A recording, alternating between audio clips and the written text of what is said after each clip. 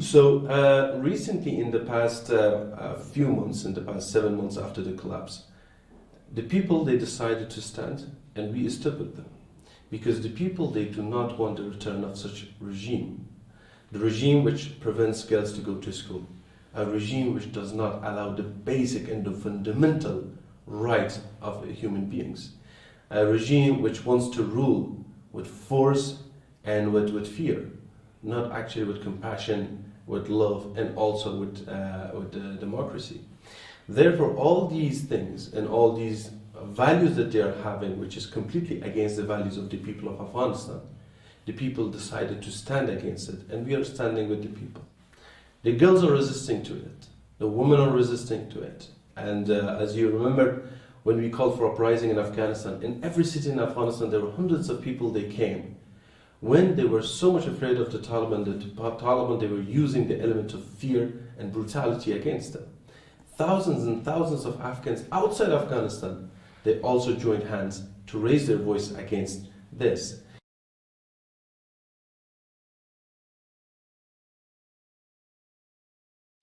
In terms of the military personnel who are fighting right now, these are those who were a part of the Afghan armed forces, which is the backbone of the 2 days resistance, and also many other who joined hands, who were upset and who do not want Afghanistan to be ruled under a suppression, under a totalitarian regime.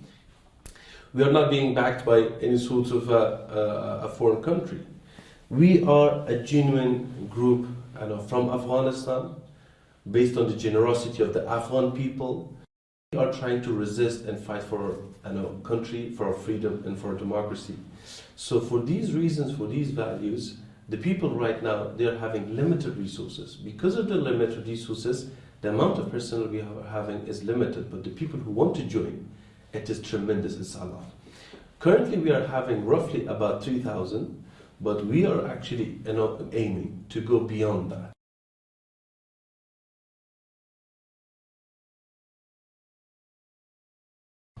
At the very beginning, when we basically resisted against the Taliban in Panjshir Valley, a delegation of us and a delegation of the Taliban, they met. And our message to the Taliban was clear.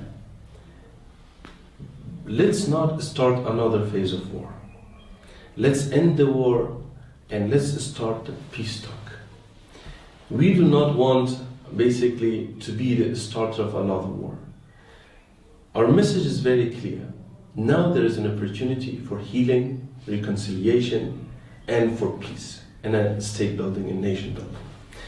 It can happen only if the situation is allowed for all other sides to join hands to shape the future of Afghanistan.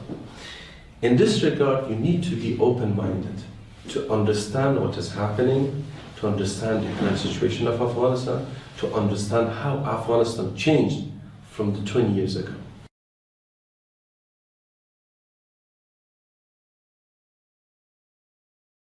And there's a mechanism for it called election. So it is important for inclusive government to come through the election and the decision of people.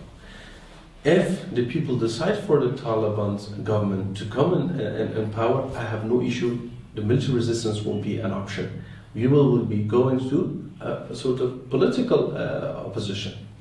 However, if the Taliban continue with oppression, then we have no choice but to defend our values, to defend our people.